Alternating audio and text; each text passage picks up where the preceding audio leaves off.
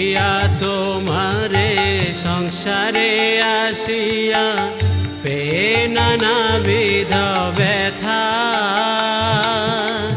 তোমার চরণে আসিয়াছি আমি বলিব দুঃখের কথা,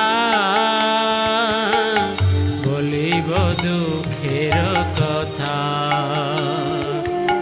জননী জঠরে ছিলাম যখন বিষম বন্ধন পাশে, একবার প্রভু দেখা দিয়া মোরে বঞ্চিলে দীন দাসে, বঞ্চিলে দীন দাসে।